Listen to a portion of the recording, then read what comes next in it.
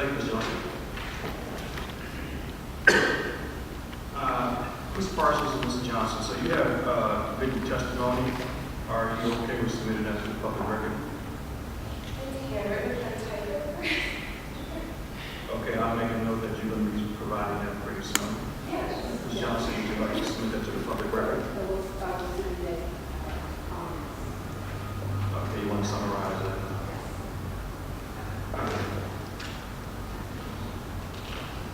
So make sure you submit that to Connie Chow. Thank you, Robert. Okay. All right, so let's go down to the next first speaker. Kendall Sion.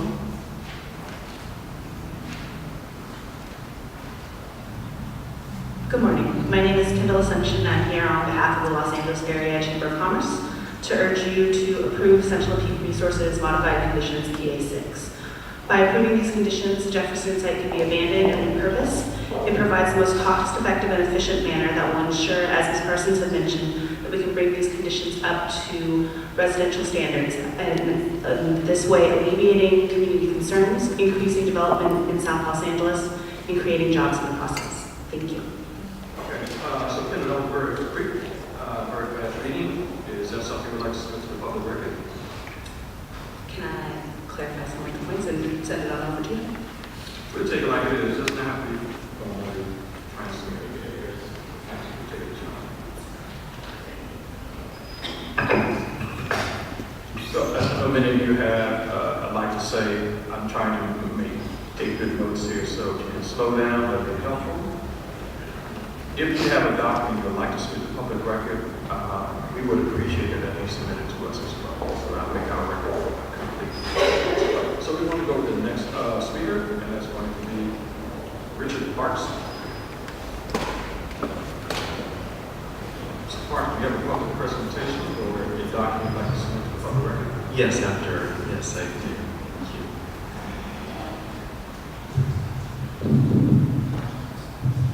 Proceed, Mr. Parks. Okay, and you're supporting or opposing the request? I'm supporting in a sense of wanting to see conditions that are protective of the community. So, good morning, Mr. Irving. Really thankful to have you lead this hearing this morning, given that you have heard our testimony previously about nuisance and its impact on our children and our families. I'd like to make 2 points this morning. First, I think it's very important to highlight the fact that Sentinel Peak has continued to operate in violation of their conditions. Sentinel continues to route toxic deliveries through the neighborhood north of the drill site. We have photographs here of over 7 separate instances that we've seen just since the PA5 determination. The first one here happened on October 31st, Halloween, just a couple of weeks after the hearing. In violation of its operating condition, Sentinel continues to stage trucks in the surrounding community. We've photographed numerous violations, including one instance where a heavy equipment truck parked on 30th Street, north of the drill site, on the wrong side of the street, facing oncoming traffic. ZA 1965-17528, condition 12, states that in no event shall more than 3 days storage or 2 1,000-barrel tanks, whichever is greater, be erected or maintained on the property. We have documented 11 violations of this condition, ranging from 5 to 281 days, and totaling more than 650 days of non-compliance. The City of Los Angeles Municipal Code 1301, section permits, states that no person shall drill, deepen, or maintain an oil well, or convert an oil well from one class to another, and no permits shall be issued for that use until a determination has been made by the zoning administrator. the condition continues, says, or shall be made by the zoning administrator or area planning commission pursuant to the procedure prescribed in subsection H. We have identified 49 well rework, maintenance, re-drill, and well type conversion jobs performed at the Jefferson drill site without prior ZA approval. I could go on, but I think you get the idea. Sentinel has a very poor compliance track record, and therefore we would ask you to please ensure strict accountability, enforcement, and even criminal penalties for violations. Secondly, as Sentinel's filing makes clear, the company wants to live in this world where there's no enclosure, no vapor control, no air monitoring, no modern fire suppression system, in essence, no protections for the community. They want to have their cake and they want to eat it too, wouldn't we all? We are especially concerned about the use of toxic acid on this drill site.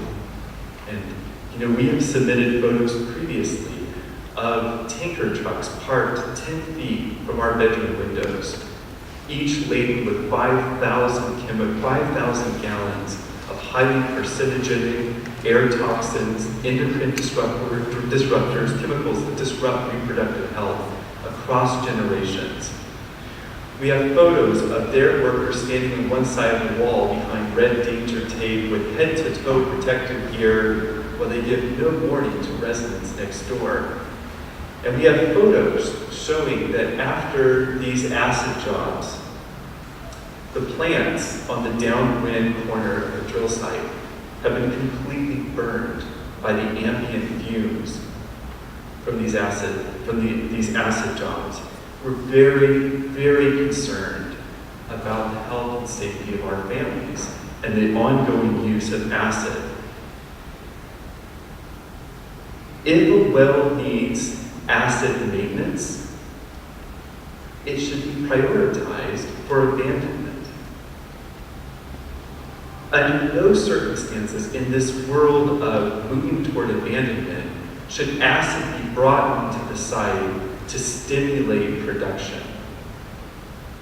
We think that the clearest mechanism to ensure this is to again enforce LA Municipal Code 1301 permits that would require ZA permission or ZA approval to maintain wells. I want to really underscore that this is not an idle threat. 2 years ago, Hermosa Beach rejected a neighborhood drilling site. That drill site and the residents who rejected that drill site had the benefit of an environmental impact report. That EIR provided radius maps like this one right here. This radius map shows the area where there will be fatalities, where there will be injuries, where there will be destruction of property in the event of either a catastrophic explosion or a catastrophic chemical release. This is not an idle concern. This is the kind of threat and danger that our families live under. And in the world where we're moving to abandonment, there's no reason, no rational reason to continue to bring acid onto the site.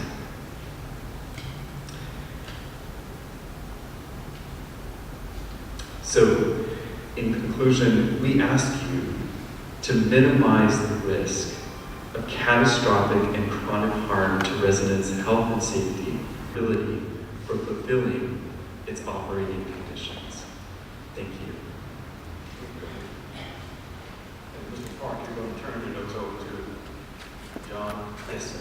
Thank you, appreciate that.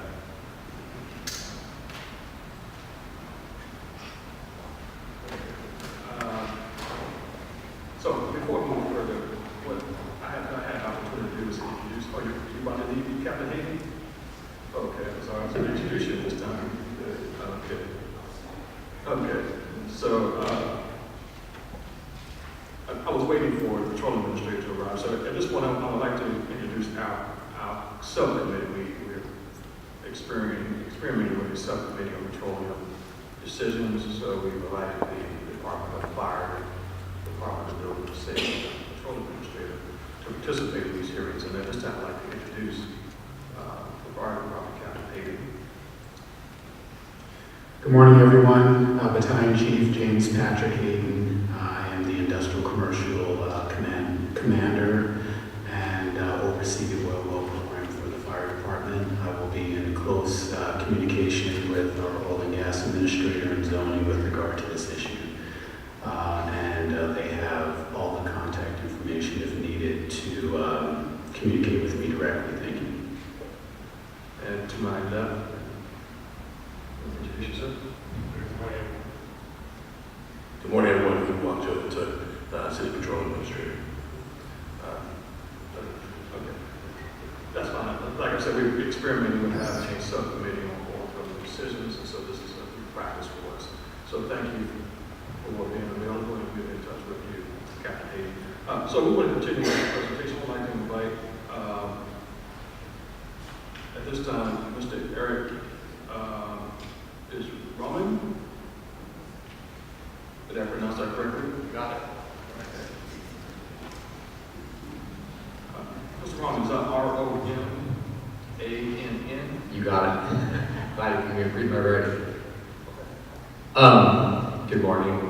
Eric Roman, representing Standing Together Against Neighborhood Drilling, a citywide coalition. We represent, have support from over 75 organizations from across the city of Los Angeles and from over 40 of the city's neighborhood councils in support of ending oil and gas extraction in residential neighborhoods, including the Jefferson site.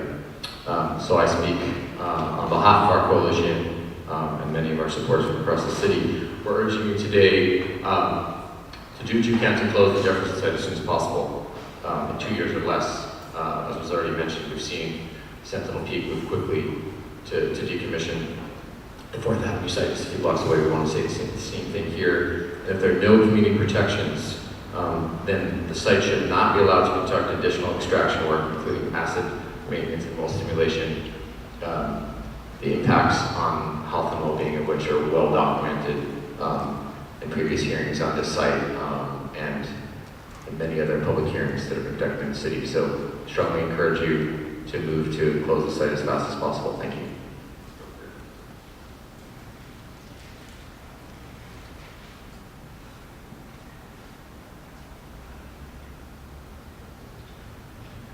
Okay, we're going to go with Carissa Smith.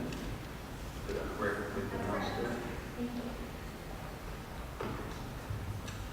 Good morning, Mr. Irving and members of the subcommittee.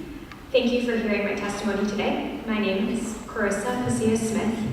My husband and I live directly across the street from the Jefferson site on Van Buren Place, just a few hundred feet away from the site. We have lived there for the past 4 years and continue to live there. I work part-time from home and have experienced very regular disruptions to my daily work and life in the form of both air and noise pollution that results from the regular work at the site. The diesel engines used in regular operations are extremely loud and cause a great deal of dust pollution. My allergies and headaches have significantly increased since living in this apartment over the past 4 years. I get a fine layer of oily black dust on all the surfaces of my home if I leave my windows open during the work that occurs.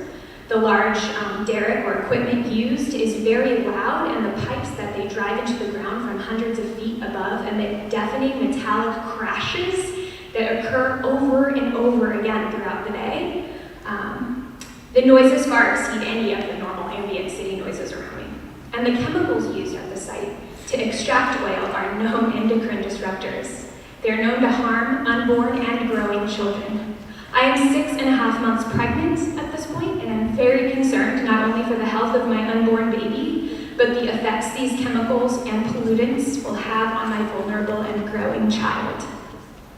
None of these burdens have lessened or changed since Sentinel Peak took In fact, they have recently increased over the past month with their activity, and I'm experiencing daily nuisances in the form of noise and dust. I understand they may be doing necessary work to close the site, but this is still very negatively affecting my neighbors and me in the meantime. I'm tired of feeling unsafe in my own home due to the exposure to these chemicals, the noises, and the dust pollution. I'm tired of having to leave my home in order to find focus and peace for my life, my work, and my family, and I can't wait any longer for the site to close. We urge you to ensure the Jefferson Drill site closes as quickly and safely as